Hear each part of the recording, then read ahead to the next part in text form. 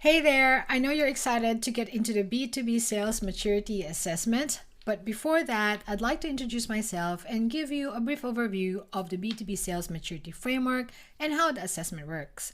My name is Ren Sagil, and I'm the creator of the B2B Sales Maturity Framework.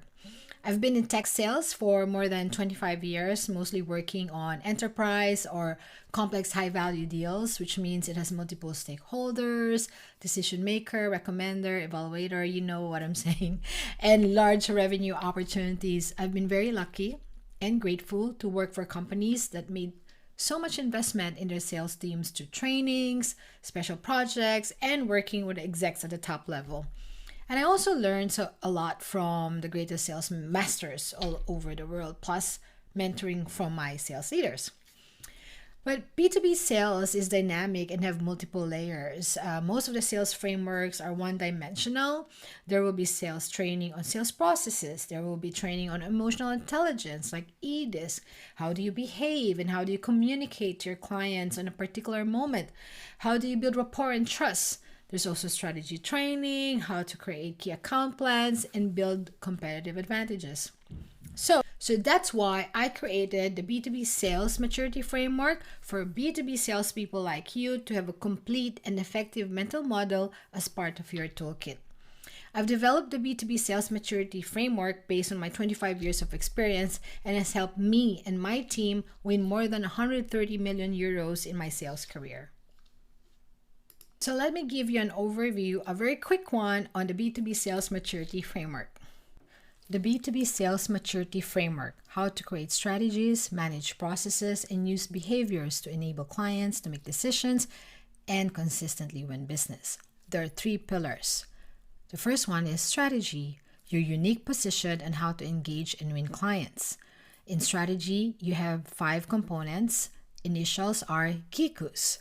G for goals and objectives, I for ideal client profile, C for competitive strategy, U for unique value proposition, and S for sales materials. Now, the second pillar is process. In process, there are 7 components. The 7-step proven process to consistently win high-value deals. The first step is initiate. The second one is qualify. Then third, you validate. The fourth one is strategize. Fifth is propose, so that on the 6th you can win. And 7, deliver to your client. The third and one of the most important is behavior, the next pillar. Behaviors are the heartbeat of every sale. The first one is building trust. Start and initiate. Even though you haven't met the client, you research, you pre-qualify, you build a business hypothesis, and you have a meeting plan. And that's why you build trust from the initiate up to the deliver stage. Then you collaborate. At qualifying, it has to be a two-way. Collaborate, co-create. And then for you to enable your client to have a decision, you need to start enabling decisions at the validate stage. The validate stage is both of you deciding on how to progress and how to move forward and create an effective solution that will enable your client to make a decision. All right, so that's the B2B Sales Maturity Framework. Let me show you how the B2B Sales Maturity Assessment looks like and how it works. So when you click on the link, this will bring you here on this page, the B2B Sales Maturity Assessment. As you can see, you have my little photo there rooting you on. So there's 15 questions based on the 15 components, and it's designed to give you a benchmark of where you currently are in your ability to create a strategy, use a process, and apply behaviors to enable your clients to make decisions and consistently win business. You will hear that phrase from me all the time because that's where the B2B Sales Maturity Framework is hinged on, that outcome to win more sales and enable our client to make decisions. So after you finish the assessment, you'll receive a report. It will take around 12 to 15 minutes. What I'd really love for you to do is make this as your space. Provide your insights. Think of why did you give yourself and your organization the score? What are the opportunities that you can work on once you have those realization? And I also encourage you to get a drink or a coffee, light a candle, or even have an infuser, and really enjoy and give yourself a space to think through and make it your own space. So let me show you how it works. We click on the next button here, and you'll see a beautiful photo of, again, the framework of the strategy, the process, the behaviors. I mean, a beautiful diagram, I mean.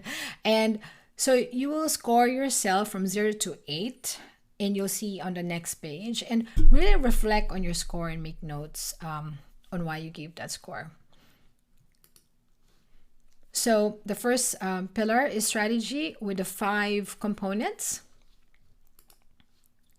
And so for the first question, goals and objectives, how would you rate your ability to commit and implement sales objectives and revenue targets with your sales manager or board? And you have three explanations here, or 3 situations here where you think you fit. And so you think if you fit in, we have sales objectives and revenue targets, but we don't track our performance. Okay, you put yourself a 4. And sometimes you miss qualified opportunities in sales, right? Give yourself a score and explain, why did you give yourself a score? What's working for you? What's helping you? Why is it not working? What's getting in the way? And you can't move on unless you have an answer there. So you need to answer, and you have to give, really think through what's your answer would be. Okay, so after you submit the assessment, you're going to receive a personalized report with a beautiful graphical representation of all the answers that you have, and you will see your comments and your insights, and you'll receive an email telling you what are the next steps, what are the options. So you can either share that report to your sales organization and create your own sales development plan. Second, you can book a one-on-one meeting with me. Third, you can just check my resources. Whatever it is, either way, you'll get a lot from the assessment report, and I would be so happy to hear from you on what are your thoughts and experience during the time that you answered the assessment. So thank you so much, and I'm rooting for you. Good luck, and see you on the other side.